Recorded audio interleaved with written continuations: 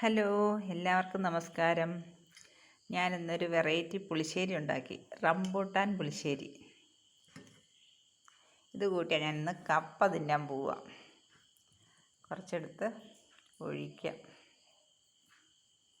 ഒന്ന് കഴിച്ച് നോക്കട്ടെ.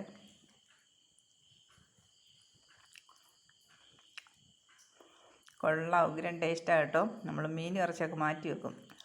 നമുക്ക് പുളിശ്ശേരി ഉണ്ടാക്കുന്നത് കണ്ടു നോക്കിയാലോ? ഓക്കെ. Hello, good morning. ഇന്ന് ഞാൻ മുറ്റത്തേക്ക് ഇറങ്ങിക്കഴിഞ്ഞപ്പം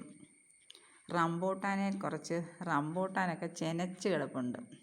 കണ്ടോ, ഞാനത് പറിച്ചെടുത്തുകൊണ്ട് വന്നു. ഇത് വെച്ച് ഞാൻ പുളിശ്ശേരി ഉണ്ടാക്കാൻ പോവാം. റംബൂട്ടാൻ ഇങ്ങനെ ഫ്രൂട്ടായിട്ട് തന്നെ കഴിക്കുകയല്ല ചെയ്യുന്നത്. ഇത് വെച്ച് അച്ചാറുണ്ടാക്കാം, നമുക്ക് കറിയൊക്കെ ഉണ്ടാക്കാൻ കൊള്ളാം. അപ്പം ഞാനിത് വെച്ച് പുളിശ്ശേരി ഉണ്ടാക്കി കാണിക്കാം. നമുക്ക് പുളിശ്ശേരി ഉണ്ടാക്കാം. ഇതെല്ലാം പൊളിച്ചെടുക്കട്ടെ.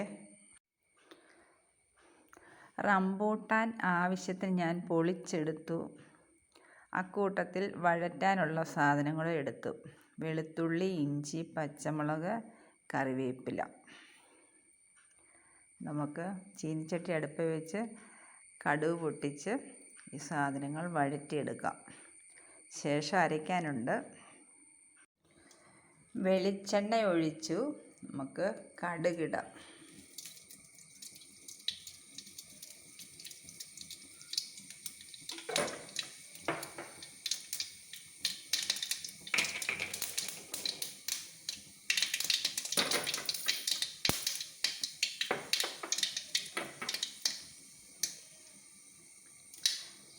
കടുക് പൊട്ടി 1/2 ടീസ്പൂൺ ഉലുവയും കൂടെ ഇടാം.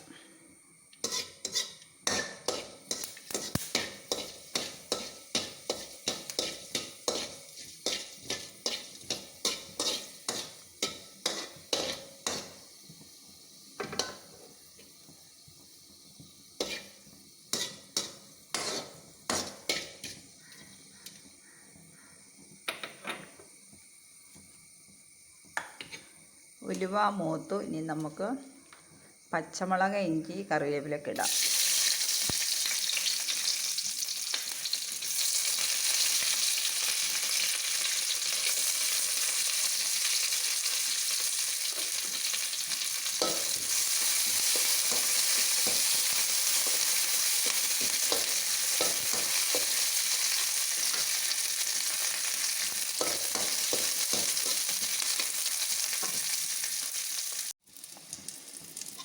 ഇഞ്ചിയും പച്ചമുളകും ഒക്കെ വഴന്നു. ഇനിയാണ് നമ്മുടെ മെയിൻ ഐറ്റം റംബൂട്ടാൻ അങ്ങോട്ടിടാം. റംബൂട്ടാൻ നമുക്കൊന്ന് വഴറ്റാം.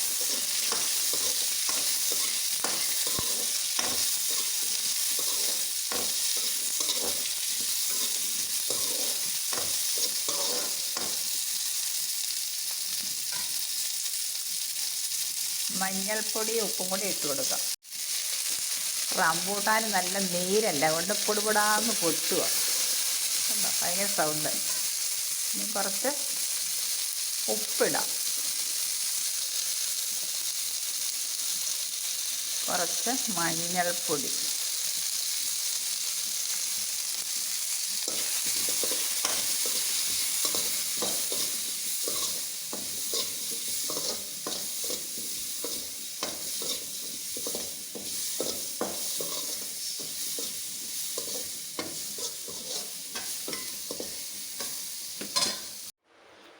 റംബൂട്ടാൻ എണ്ണയിൽ വഴന്നു. ഇനി നമുക്ക് അരച്ച് ചേർക്കാം. അരയ്ക്കാനായിട്ട് തേങ്ങ, കാന്താരിമുളക്, 1/4 ടീസ്പൂൺ ജീരകം, ഒരു നുള്ളു മഞ്ഞൾപ്പൊടി ആദ്യം ചേർത്തായിരുന്നു, അതുകൊണ്ട് കുറച്ചെടുത്താൽ മതി. ഇത് നമുക്ക് അരച്ച് കൊണ്ടുവരാം. തേങ്ങ അരച്ചത് നമുക്ക് ചേർക്കാം. അരപ്പ് ചേർക്കാം. ആവശ്യത്തിന് വെള്ളം ഇപ്പം ചേർക്കണം.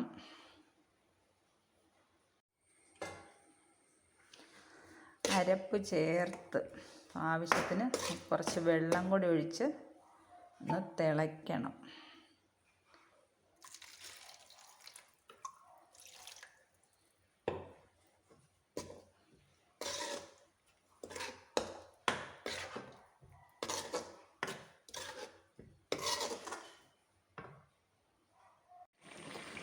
നമ്മുടെ വെറൈറ്റി പുളിശ്ശേരിക്കുള്ള അരപ്പൊക്കെ ചേർത്ത് ഇവിടെ തിളച്ചുകൊണ്ടിരിക്കുകയാണ്.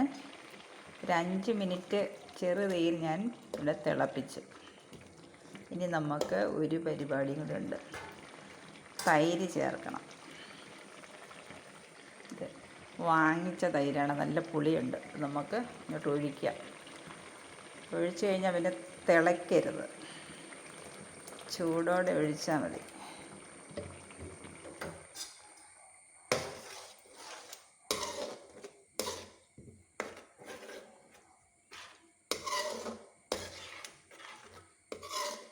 അങ്ങനെ നമ്മുടെ വെറൈറ്റി പുളിശ്ശേരി ഇവിടെ റെഡിയായി. ഇത് ഒന്നുകൂടെ കുറുകുമായിരുന്നു. ഇപ്പം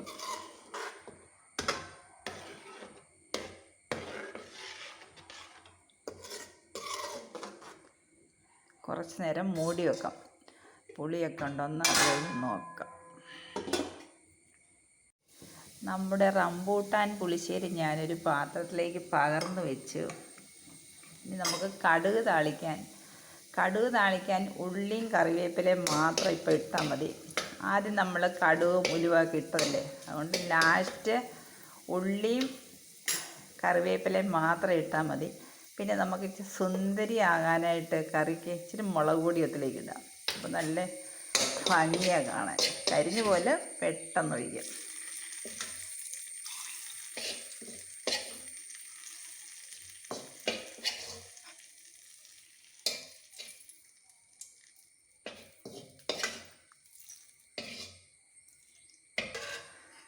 നമ്മുടെ റംബൂട്ടാൻ പുളിശ്ശേരി അങ്ങനെ ഇവിടെ റെഡിയായി.